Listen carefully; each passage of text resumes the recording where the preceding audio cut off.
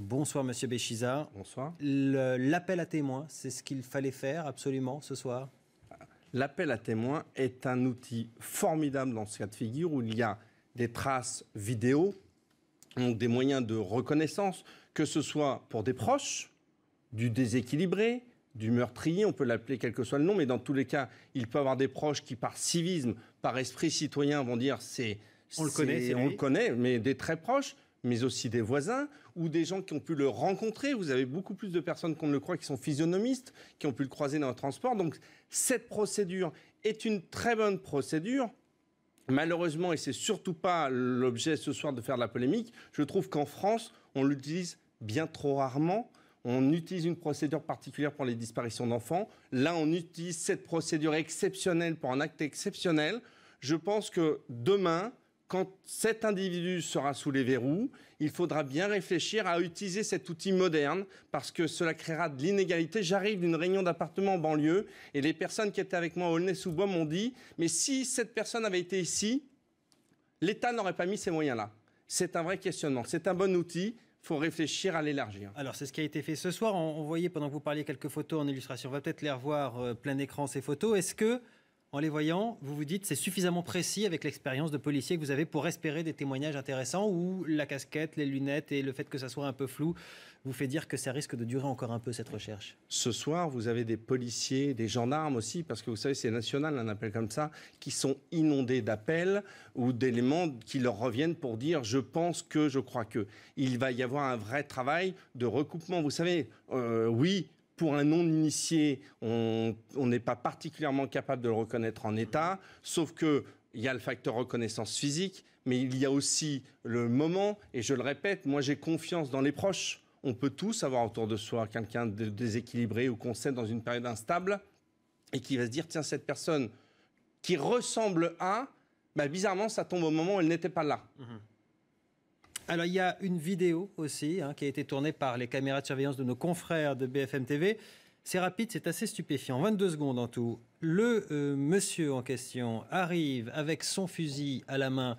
Il est tôt le matin, là on est vendredi dernier, c'est la première fois qu'il est apparu sur des caméras de surveillance. Il croise quelqu'un qui était, semble-t-il, là à l'accueil, un vieux monsieur qui ne fait même pas attention à lui. Il arme à 2 reprises son fusil, le pointe vers l'accueil et puis repart sans avoir tiré.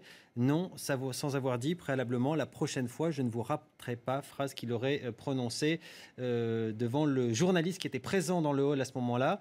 Quand vous voyez ces images-là, vous vous dites, on a affaire à qui? On a affaire à quel profil?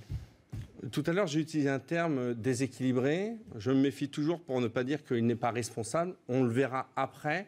Dans tous les cas, vous savez, j'ai utilisé le ministre de l'Intérieur parler d'actes de guerre. Ce type de scène, vous avez malheureusement beaucoup de commerçants qui l'ont aussi subi. Un individu qui rentre dans un magasin et qui leur braque une arme. Donc c'est effectivement soit un déséquilibré parce que là on voit qu'il s'attaque à un symbole, la presse ou des journalistes. Donc soit médicalement déséquilibré, soit quelqu'un qui est dans un combat personnel d'un autre ordre. La mouvance, j'allais dire, type radical qu'on a connu fut un temps extrême droite ou extrême gauche, seule l'enquête pourrait le révéler. Moi, je serais très prudent ce soir. La priorité des forces de police n'est pas de déterminer le profil et les causes qui ont motivé, mais aujourd'hui de l'interpeller, tout simplement. BFM TV, Libération, le fait que la presse ait été visée à 2 reprises, ça vous provoque quelle réaction? Mais comme je le disais, bien évidemment, en tant qu'élu de la République, on s'attaque à des symboles, la presse. Mais de la même manière, en tant qu'élu de la Seine-Saint-Denis, je dis attention, ces scènes de violence, beaucoup de nos compatriotes aujourd'hui les subissent. Et il ne faudrait pas que ce soit reçu l'enquête formidable qui est menée ce soir, et moi je salue les policiers, les gendarmes qui sont sur cette enquête, mais que demain, nos compatriotes se disent « et pourquoi pas nous ?» Alors, il y a un climat de tension dans le pays qui a été relayé apparemment par une note confidentielle publiée dans le Figaro, des préfets un peu partout sur le territoire, des préfets qui préviennent au ministère de l'Intérieur et qui font état d'une crispation, d'une exaspération, d'une colère. Est-ce que vous faites le lien entre cet état décrit par les préfets la semaine dernière et d'éventuels actes de violence comme celui qu'on a pu voir aujourd'hui encore à Libération? Le risque dans un climat socialement difficile, ça n'est pas la manifestation organisée effectivement par des structures syndicales ou par des mouvements, mais ce sont les actes isolés. C'est le risque.